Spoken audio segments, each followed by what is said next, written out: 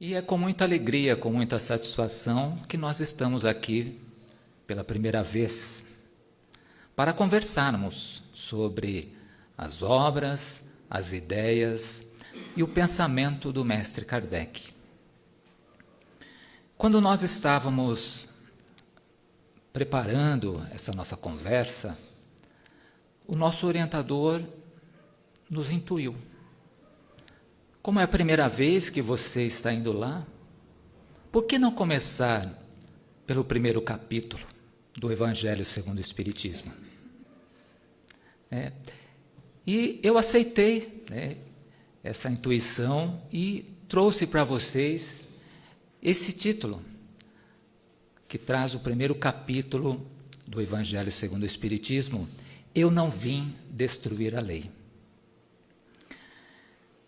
Mas eu quero, primeiramente, falar sobre em que contexto o Evangelho segundo o Espiritismo ele está inserido nas obras de Allan Kardec.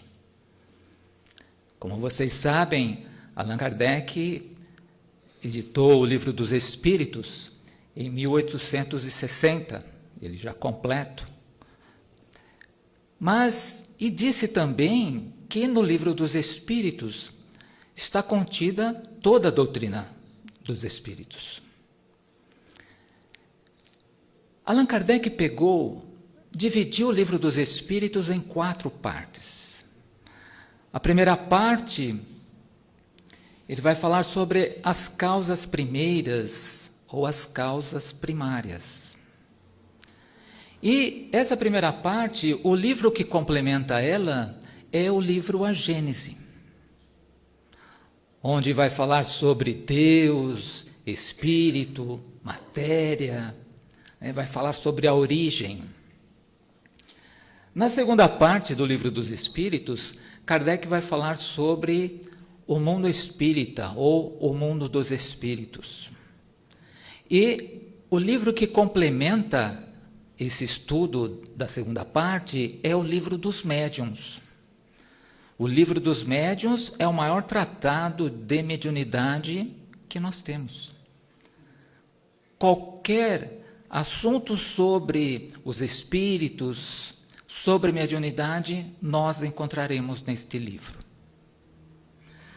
Na terceira parte do Livro dos Espíritos, Allan Kardec vai estudar as leis morais, as leis divinas. E o livro que complementa essa terceira parte é exatamente o Evangelho segundo o Espiritismo, onde vai estudar a moral do Cristo. Jesus vai nos dar os exemplos de quando ele esteve aqui conosco. E é aqui que eu quero dar mais atenção, no que nós falaremos nesse primeiro capítulo do Evangelho segundo o Espiritismo. E na quarta parte do Livro dos Espíritos, Allan Kardec vai falar sobre as esperanças e consolações, que o livro que complementa esta quarta parte é o livro O Céu e o Inferno, onde Kardec vai detalhar tudo sobre a nossa vida futura, tudo aquilo que nós somos hoje como encarnados e aquilo que nos espera lá na vida dos espíritos, que é a nossa verdadeira vida. Então Kardec, nesse livro, vai mostrar várias evocações de espíritos felizes, espíritos perversos, espíritos suicidas, tudo relacionado ao modo como eles viveram.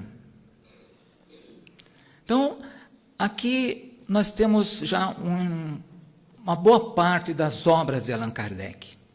Mas eu quero chamar a atenção também para esta parte aqui, que poucos espíritas conhecem e poucos espíritas estudam a Revista Espírita. Porque pensam que é simplesmente uma revista. Não, mas são livros. Kardec, desde 1858, ele vem publicando fascículos mensalmente, e no final do ano ele fechava esses fascículos e lançava a Revista Espírita de 1868, 1869. 1858, né? Até 1869. Então, esse material, esses livros, são de extrema importância para nos dar todo o embasamento, a fundamentação dos outros livros publicados, né? Da Gênese, do Livro dos Médiuns, do Evangelho, do Céu e Inferno e do Livro dos Espíritos. Além desses livros, Kardec também publicou O que é o Espiritismo, uma obra excelente para quem quer iniciar na doutrina espírita já com informações precisas, com informações superficiais, mas muito bem detalhadas, muito bem explicadas, de acordo com Allan Kardec. Então, aqui nós temos as grandes obras do mestre Kardec. E estas duas primeiras obras, a Gênese e o Livro dos Médiuns, Kardec vai estudar nesses dois livros os espíritos e suas relações com o mundo corporal. Então, pegando na Gênese a origem, estudando Deus, espírito, matéria. No Livro dos Médiuns, fazendo todo um estudo detalhado sobre o mundo espiritual, sobre de que forma que acontece quando o espírito ele se planeja para fazer a encarnação, todo esse trâmite, o espírito vivendo no mundo encarnado, voltando, né, para o mundo espiritual. Por isso que Kardec aqui, nesses dois livros, estudam essas relações dos espíritos com o mundo corporal. Na terceira parte, que é o Evangelho, e na quarta parte, o Céu e o Inferno, Kardec vai estudar as consequências morais que decorrem das relações dos espíritos com o mundo corporal. Então, tudo o que acontece aqui, né, Kardec vai estudar essas consequências nesses dois livros, né, no Evangelho segundo o Espiritismo e no livro O Céu e o Inferno. Eu trouxe esse slide e apresento ele de início para mostrar como existe uma ligação entre as obras de Allan Kardec. Muitas vezes eu ouço pessoas dizerem que é difícil estudar Kardec, a gente não consegue compreender, mas eu digo ao contrário.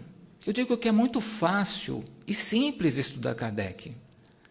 Quando você tem um entendimento, né, da ideia e do pensamento, como ele escreveu, como ele faz o encadeamento das suas ideias, das obras, uma conversando com a outra, o entendimento fica muito mais fácil, fica gostoso de você ler. A Revista Espírita traz, né, todos os textos falando sobre as experiências que Kardec teve na Sociedade Espírita de Paris com o pessoal que frequentava, as evocações. Então é muito gostoso, muito prazeroso ler a Revista Espírita.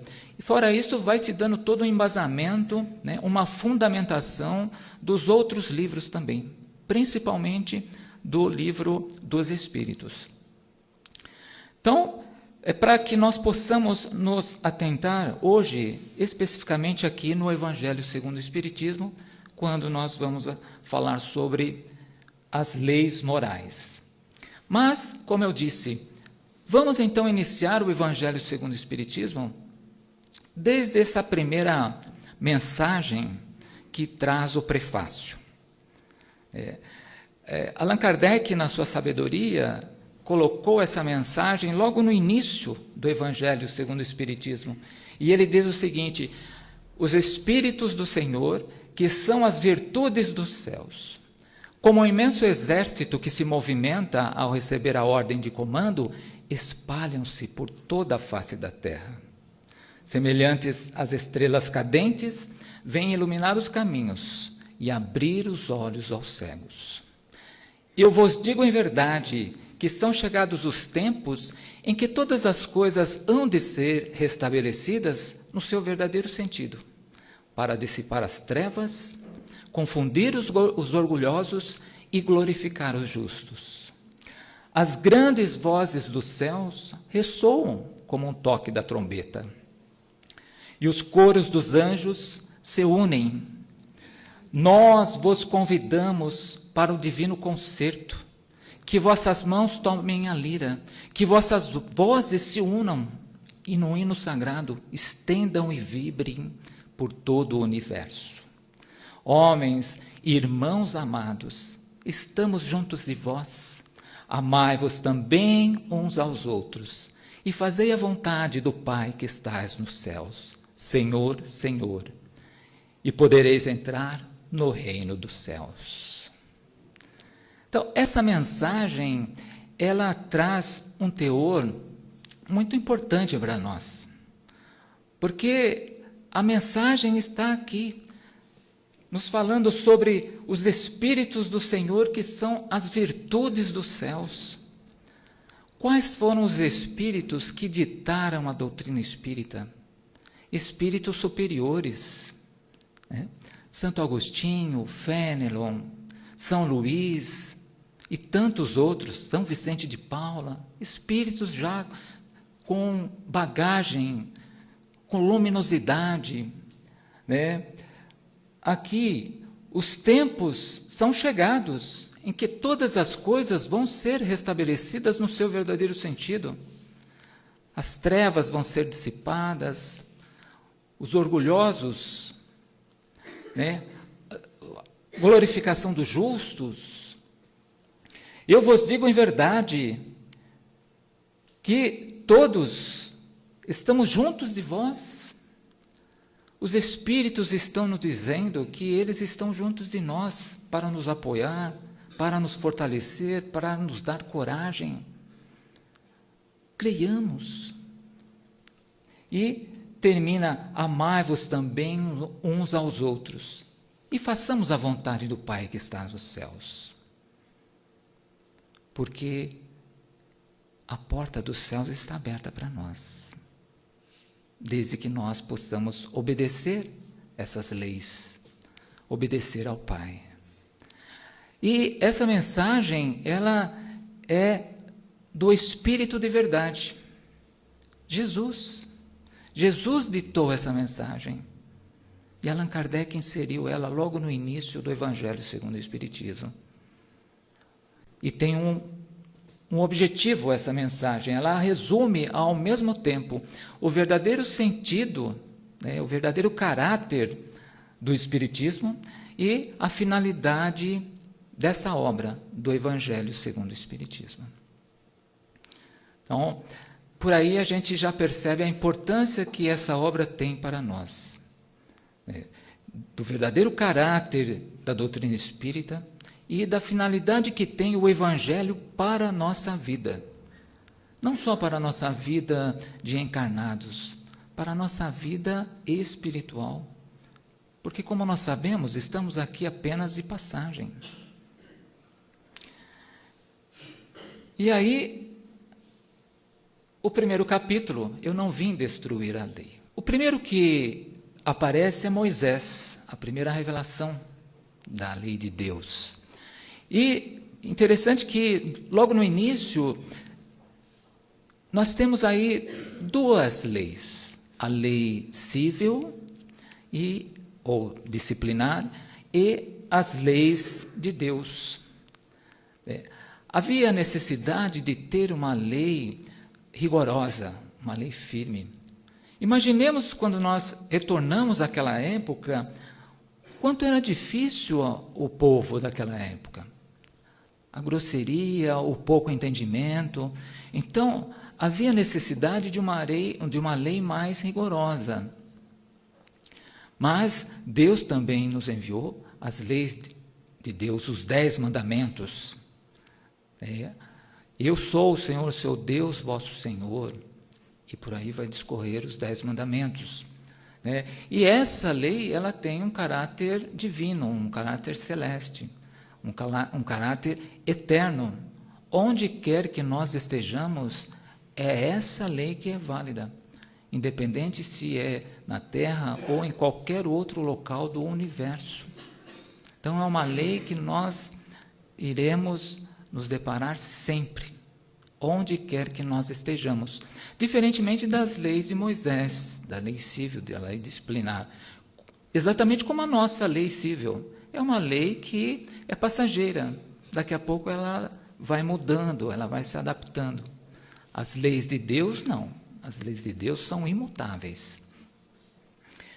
E Deus, então, nos envia Moisés com essa missão de divulgar, de apresentar Deus ao povo hebreu, não somente aos hebreus, mas também à humanidade. Deus, apresentar um Deus único, um Deus imaterial, um Deus onipotente, onipresente, um Deus soberanamente justo e bom.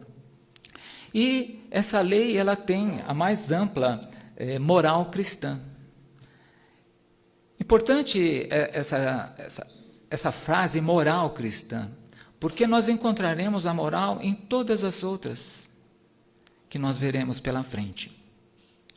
E essa moral, ela era apropriada ao adiantamento do povo da época, como nós falamos. Era um povo que ainda tinha pouco conhecimento, pouca instrução. Quantos naquela época sabiam ler? Sabiam escrever? Eram poucos. Então, era necessário que essa lei fosse adaptada para aquele momento, para aquele povo. E o objetivo dessa lei era regenerar, era libertar. Qual foi a proposta de Moisés para o povo hebreu? Libertar aquele povo do Egito, dos faraós, levá-los para uma terra prometida.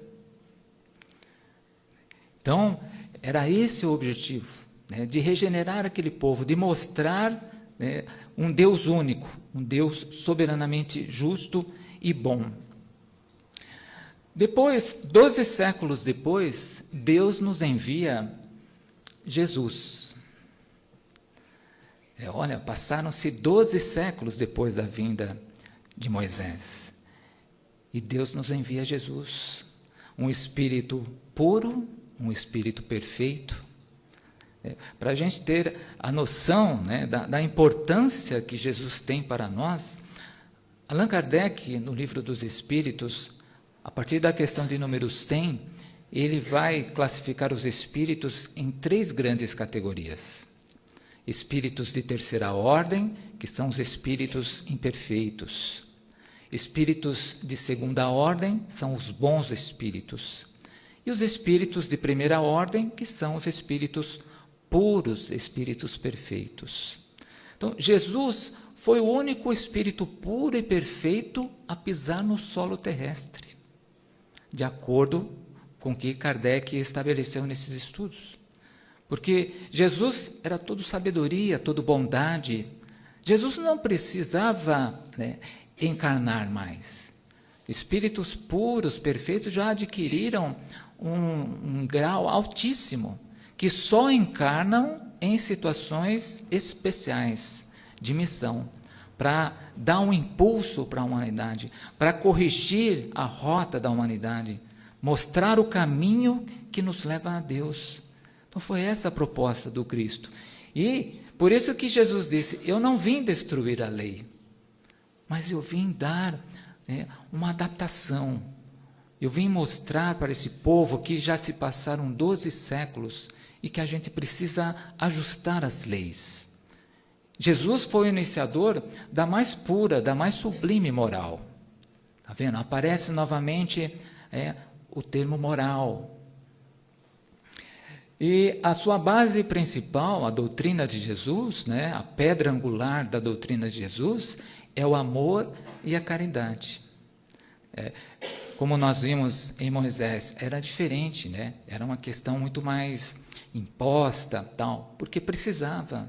Mas Jesus já vem com a proposta, não, do amor, da caridade. Quando nós pegamos os textos do Evangelho segundo o Espiritismo, em 100% deles, nós encontraremos amor e caridade. Sabem por quê? Porque essas duas virtudes, elas são contrárias às outras 2 maiores imperfeições, orgulho e egoísmo. Mais para frente a gente fala um pouquinho sobre essas imperfeições. Então, o que Jesus nos faz quando ele vê? Ele nos mostra um atalho. Se nós desenvolvermos amor e caridade, nós estaremos eliminando as nossas imperfeições de orgulho e egoísmo, porque são coisas contrárias. Percebe? A importância, né, de Jesus vir e mostrar isso para nós, esse atalho, esse caminho mais curto para o nosso progresso. E Jesus adaptou, né, as leis de Moisés, de acordo com o adiantamento daquele povo, aquele momento do povo. Naquela época de Jesus, alguns já sabiam ler, alguns já tinham um entendimento melhor. Então, Jesus, o que ele fez? Ele adaptou as leis de Moisés. Proibiu, combateu abusos a essas práticas exteriores. Jesus não era adepto de práticas exteriores. E também combateu as falsas interpretações. E nós sabemos que até hoje ainda existem algumas situações que nós vemos, né, falsas interpretações do que disse, né, do que traz os livros sagrados, não só da doutrina espírita, mas de outras instituições religiosas também. E o que Jesus faz então com os mandamentos? Ele resume, ele condensa em uma só prescrição e diz: amar a Deus acima de todas as coisas e ao próximo como a ti mesmo. E ele complementa: aí se encontram todas as leis e os profetas. Por isso que eu disse que Jesus é de uma grandeza que talvez a gente não tenha noção. Porque imagine pegar todas as leis e condensar em uma frase só: amar a Deus sobre todas as coisas e ao próximo como a ti mesmo. E Jesus também vem trazer essa informação que a nossa verdadeira vida não é aqui na Terra. Nós estamos aqui só de passagem. Jesus vem dizer que a verdadeira vida é a nossa vida de espíritos. Por isso que não devemos nos apegar às questões materiais. Nós sabemos, a partir do momento que nós desencarnamos, tudo ficará aqui. O que irá conosco serão as nossas conquistas espirituais, as nossas virtudes, tudo aquilo de bom que nós fizemos, tudo aquilo que nós progredimos. E falava sobre essa questão do objetivo, que era a vinda de Jesus.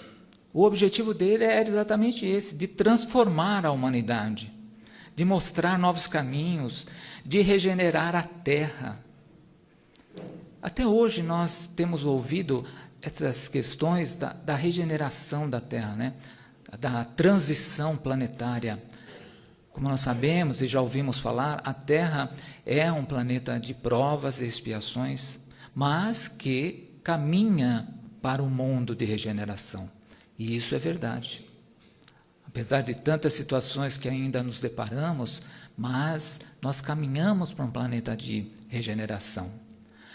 Porém, essa transformação, essa mudança, essa regeneração não acontecerá de fora para dentro. Não é algo que vai passar perto aqui do planeta Terra e vai fazer uma luz que vai se transformar. Não. Essa transformação, essa regeneração é de dentro para fora. Nós é que vamos fazer toda essa mudança, toda essa regeneração. Dentro de nós tem um mundo.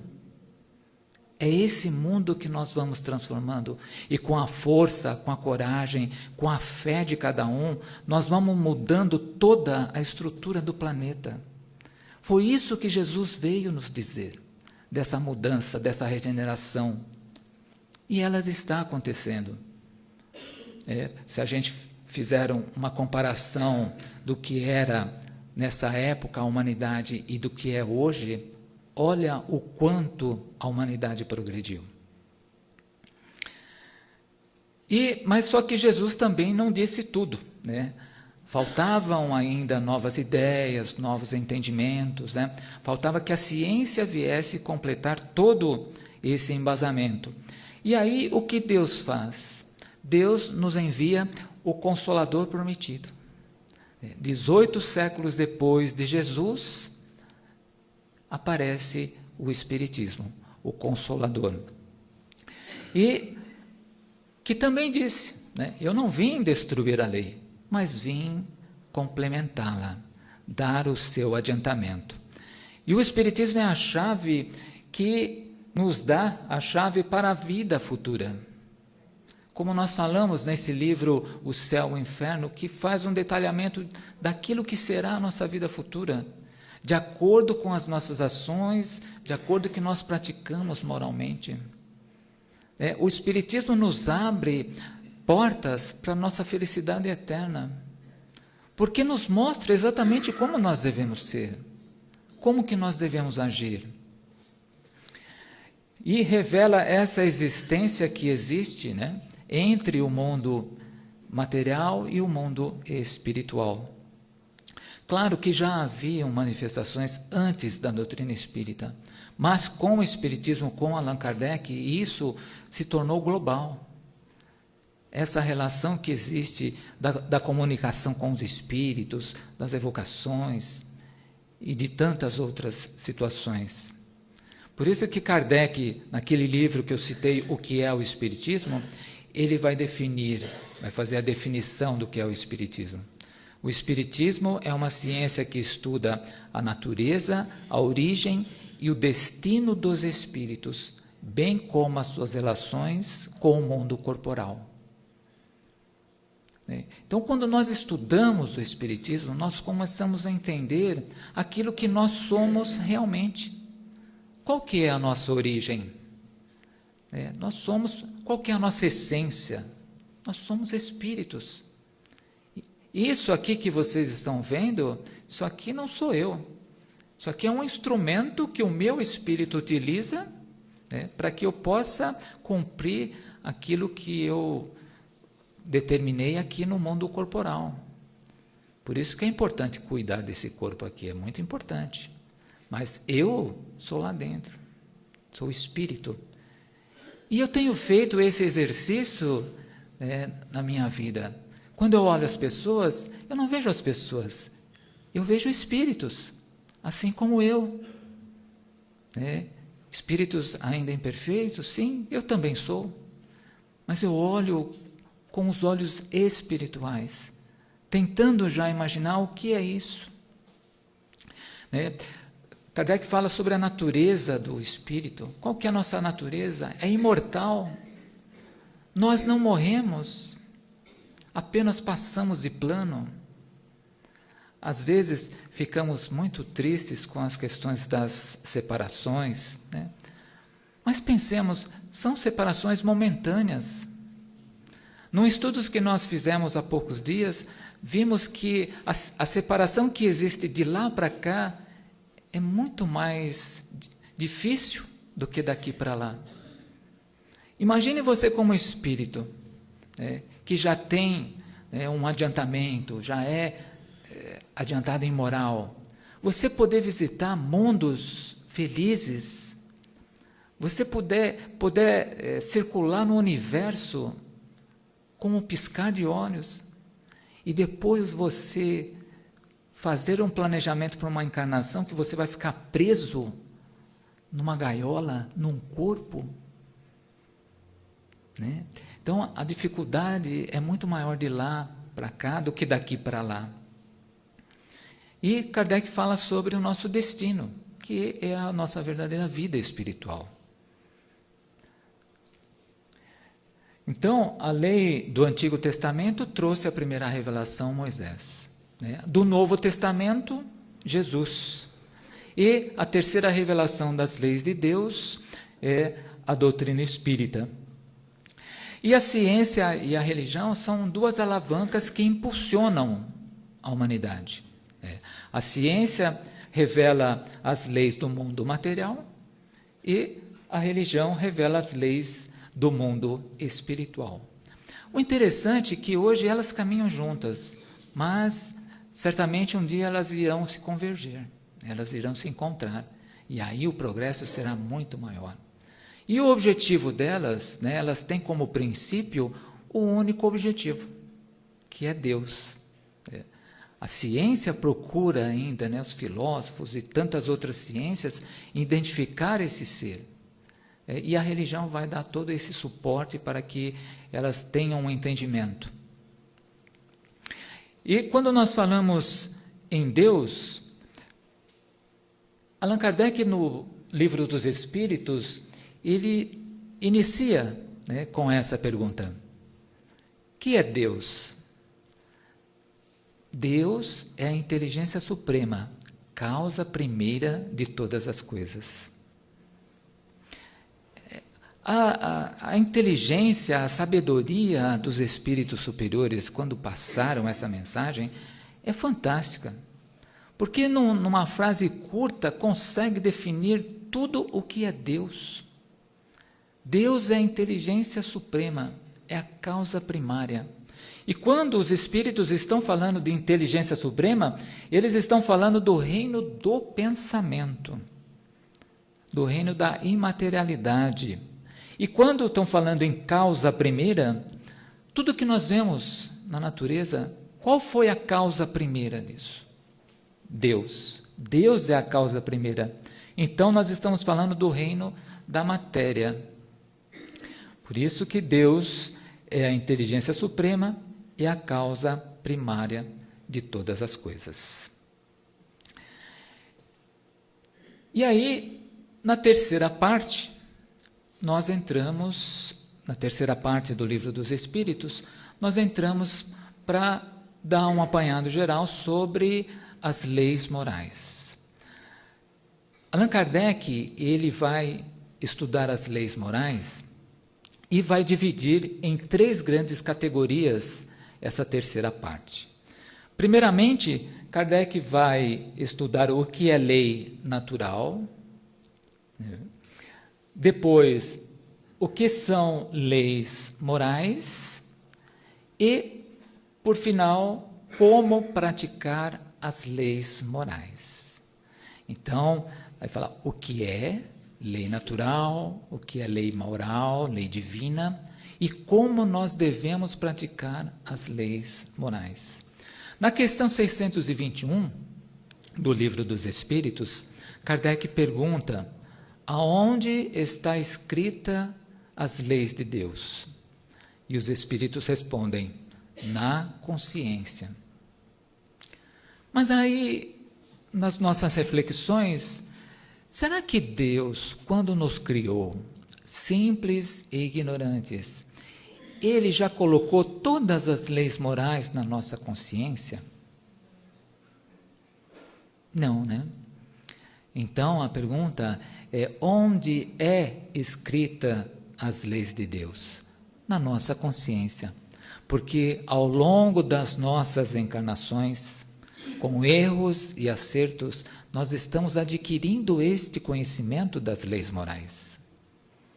Porque certamente, se nós já tivéssemos todo o conhecimento das leis morais, nós não erraríamos tanto, ou não erraríamos nada.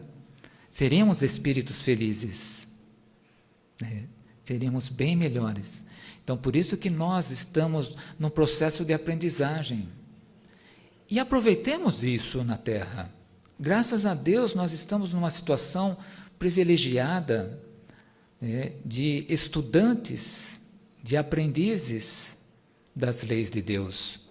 E tantos que nós nos deparamos na vida que estão em situações de expiações, de provas, e nós nessa condição de estudantes. Então, aproveitemos esse momento, né? Certamente isso será de grande valia, não só nessa existência, mas também para as futuras existências que nós teremos. Então, aproveitemos e aprender cada vez mais as leis morais. As leis morais, elas são de extrema importância para a nossa vida. Elas estabelecem todos os nossos deveres para com Deus, para com o próximo e para com você mesmo. Eu vou repetir porque é muito importante. As leis morais estabelecem todos os nossos deveres para com Deus, para com o próximo e para com você mesmo. Ora, então perceba, se eu estou de bem com Deus, com o próximo e com você mesmo, o que pode nos afetar? O que pode atrapalhar a nossa existência? Absolutamente nada. Então, quando nós não devemos nada, né, não estamos em falta com a divindade, com o nosso próximo e conosco mesmo, nós estamos bem, a nossa vida vai bem. Percebam como as leis morais nos conduzem para essa felicidade, mesmo que seja uma felicidade relativa. Por isso que é importante termos esse entendimento, essa compreensão, e fazermos isso no nosso dia a dia. Outra passagem do Evangelho segundo o Espiritismo, no capítulo 28, nas preces espíritas, lá na oração dominical. Pega o Evangelho, capítulo 28, preces, oração dominical. Kardec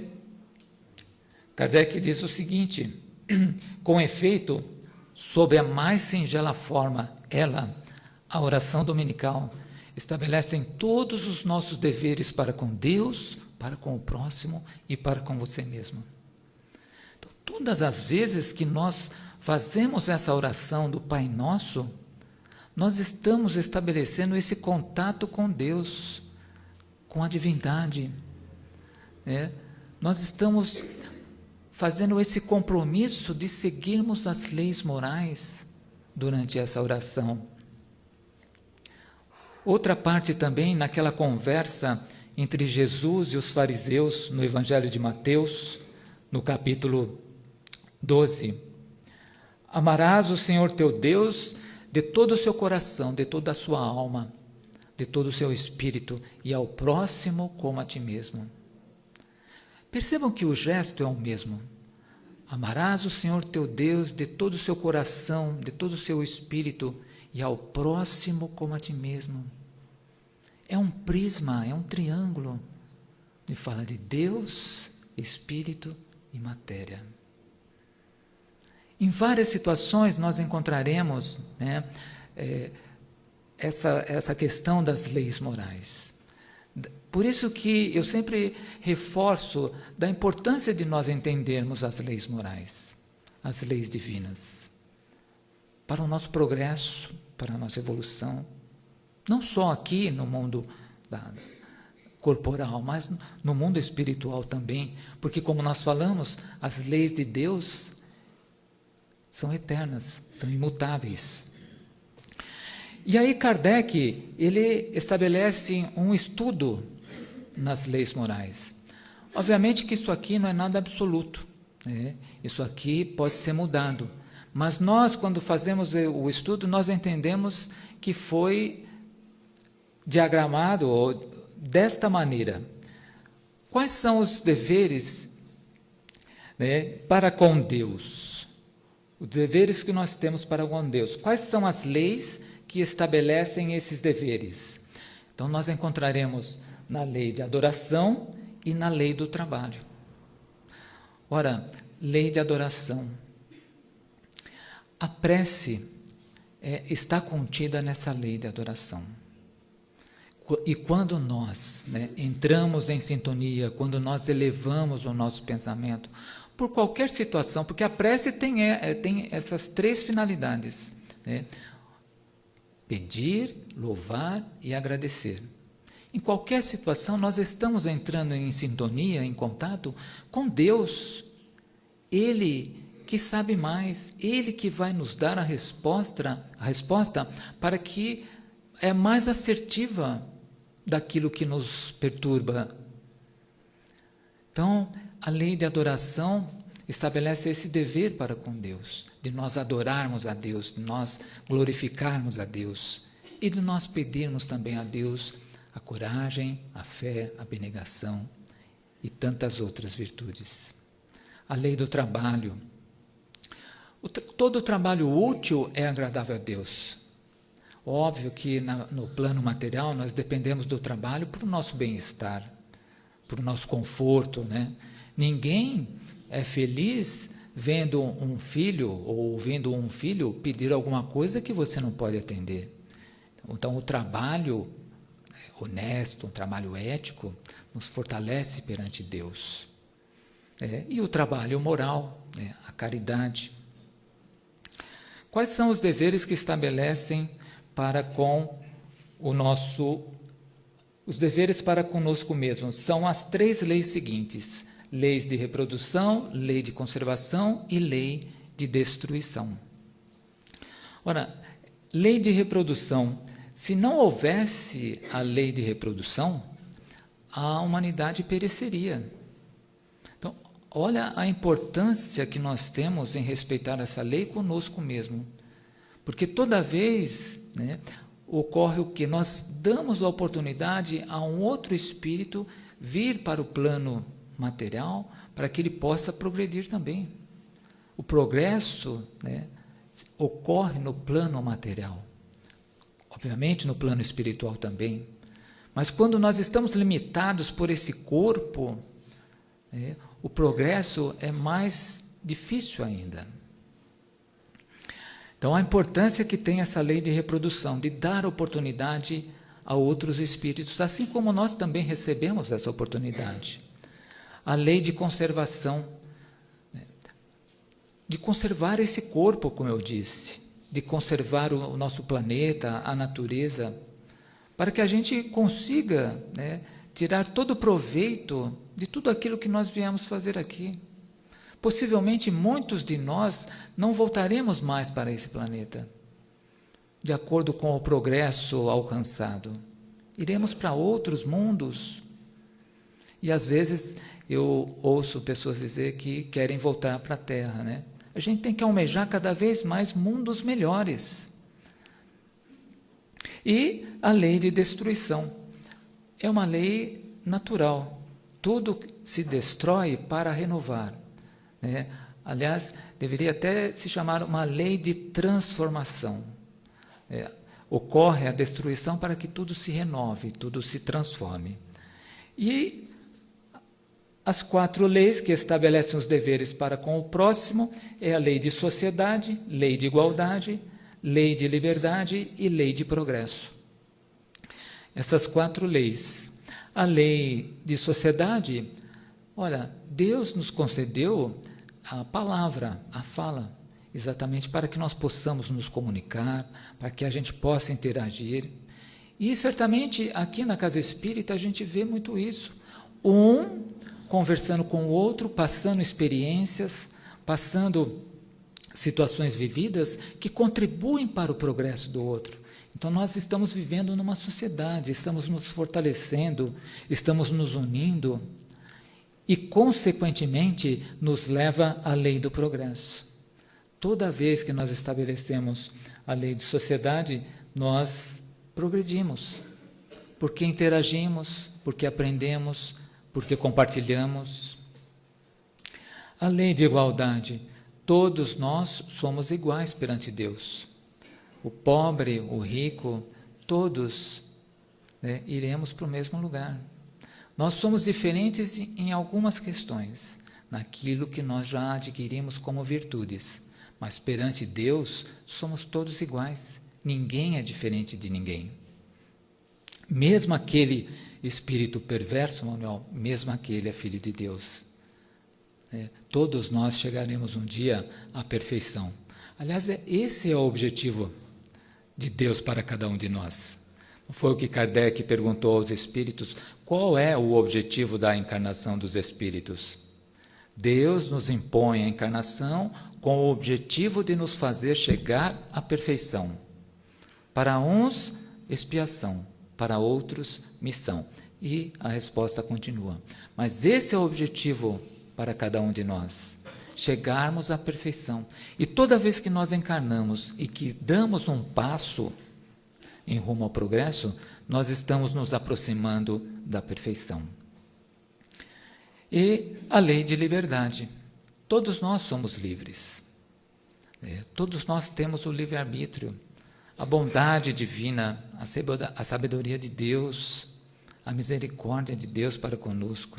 Somos livres para fazermos aquilo que nós queremos. Só que todo o plantio tem a sua colheita. Então, a liberdade está aí, mas que façamos com responsabilidades. Então, aqui nós temos as 9 leis morais, as 9 leis divinas do Espiritismo.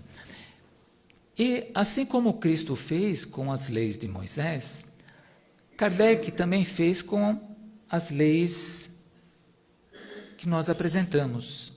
Kardec pegou nessa 10ª lei moral e resumiu todas as outras. Por isso que ela é a lei de justiça, amor e caridade.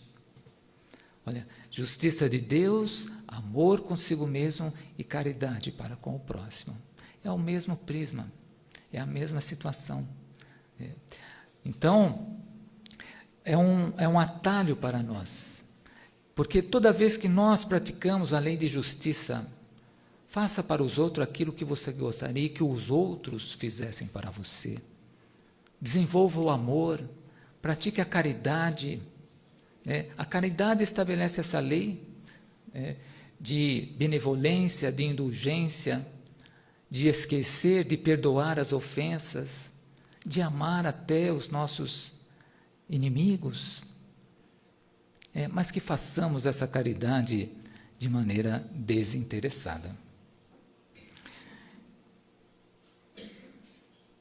E aqui é o último capítulo dessa 3ª parte do Livro dos Espíritos, onde nós colocamos esse resumo aqui, onde Kardec vai fazer um estudo das virtudes e dos vícios.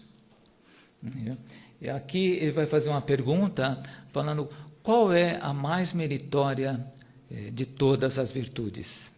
E aí os Espíritos respondem, todas as virtudes têm o seu mérito. Mas a caridade, quando praticada desinteressadamente, é mais meritória. Então percebam que a caridade tem vários ingredientes, de benevolência, de indulgência, de perdão, mas a caridade ela precisa ser desinteressada, de forma espontânea, de forma natural. Vai falar sobre os vícios. Entre os vícios e as imperfeições, qual é aquela que mais caracteriza as imperfeições? E aí os Espíritos vão responder que é o interesse pessoal. Olha só, é o interesse pessoal que mais caracteriza os nossos vícios. Porque toda vez que nós praticamos algo, estamos sempre com algum pensamento oculto, tentando tirar um proveito disso. E no final os Espíritos vão dizer que quando aparece um ser, um indivíduo, que faz a caridade desinteressadamente, a gente acha que aquilo é um fenômeno, que é uma coisa do outro mundo. E não é. Na verdade, a gente deve se esforçar cada vez mais para praticar essa caridade e aos poucos ir eliminando esse interesse pessoal de nós. Vai falar sobre as paixões, sobre o egoísmo. Como eu disse, as virtudes de amor e caridade, elas são contrárias ao egoísmo, ao orgulho. O egoísmo e o orgulho são as imperfeições que mais nos atrasam o progresso, que impedem o nosso progresso. E sabe por quê? Toda vez que nós analisamos, e Kardec faz isso aqui, analisando as paixões, os vícios, toda vez que nós analisamos uma imperfeição, um vício, qualquer um deles, ciúmes, inveja, ressentimentos, rancores, em todos esses vícios nós encontraremos lá, no cerne, lá no centro, egoísmo. Todos eles. Peguem qualquer um. Orgulho e egoísmo. Por isso que lá Cristo nos disse, desenvolva amor e caridade. Virtudes contrárias ao orgulho e egoísmo. Então, combatendo o orgulho e egoísmo, nós estamos combatendo também as outras imperfeições, os outros vícios.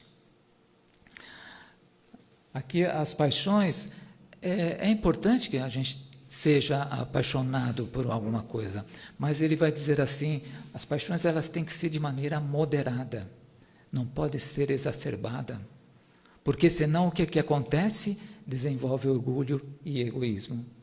E aqui fala sobre as características, os caracteres do homem de bem. Uma pergunta interessante desse capítulo, desse item, é que vai falar assim, o que demonstra quando um espírito progride na escala espírita? Por exemplo, ele vai passar de espírito imperfeito para espírito bom. E aí os espíritos superiores vão responder que o cumprimento das leis de Deus e já a vivência da vida espiritual, mesmo encarnado. Isso que vai demonstrar que um espírito vai fazer um salto no progresso evolutivo. E o conhecimento de si mesmo, e certamente vai nos levar à chave do progresso individual. Então, percebam como é simples as questões, muito bem detalhadas, muito bem ajustadas, é uma engrenagem que uma coisa vai levando a outra. Para finalizar, nós escolhemos esse item aqui, que Kardec traz na pergunta 919. Porque até agora nós falamos, apresentamos os livros da doutrina, falamos sobre essa questão que Cristo não veio destruir a lei, falamos sobre Moisés, falamos sobre a doutrina, mas é importante ter esse entendimento, essa compreensão, mas como colocar isso em prática? A teoria é importante, mas juntamente tem que ser com a prática. Então, Kardec, nessa questão 919, ele vai perguntar, qual o meio prático mais eficaz que tem o homem de se melhorar nessa vida e resistir à atração do mal? Essa pergunta é admirável. Percebam que Kardec, ele não quer saber qual é qualquer meio. Kardec quer saber qual o meio prático mais eficaz.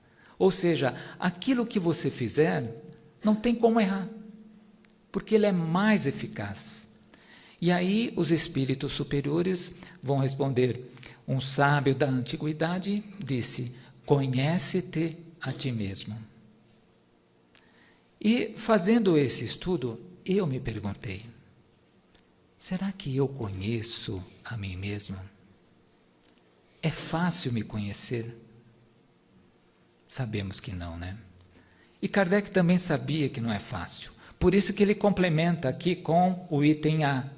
Conhecemos toda a sabedoria dessa máxima, porém a dificuldade está precisamente em cada um conhecer a si mesmo. Qual o meio de consegui-lo?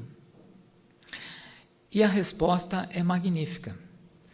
Quem traz essa resposta é um espírito iluminado, superior, que todos nós conhecemos, que é Santo Agostinho.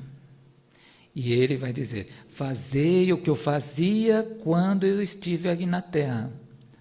Ao final do dia, interrogava a minha consciência, passava em revista ao que fizera e perguntava a mim mesmo se não faltara algum dever para com Deus, para com o próximo e para com você mesmo.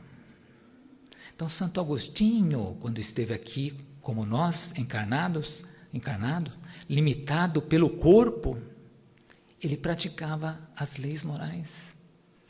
Por que Santo Agostinho, ele interrogava a sua consciência? Aonde que é escrita as leis de Deus? Na nossa consciência, é o nosso juiz.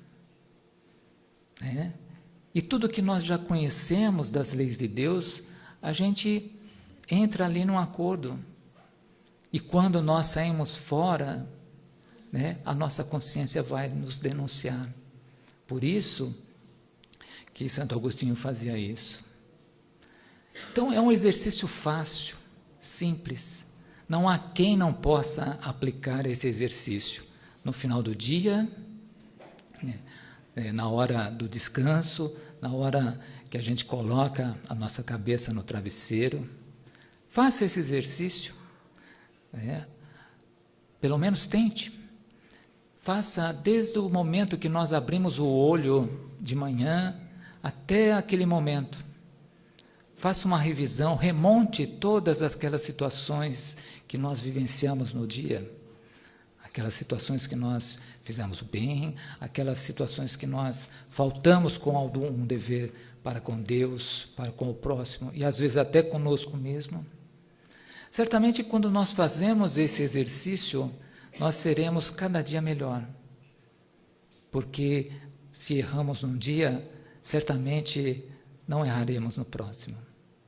É um pouquinho de cada vez. Certamente, dessa forma, seremos melhores, como espíritos, como pessoas, como exemplos para todos esses espíritos que estão chegando à Terra também.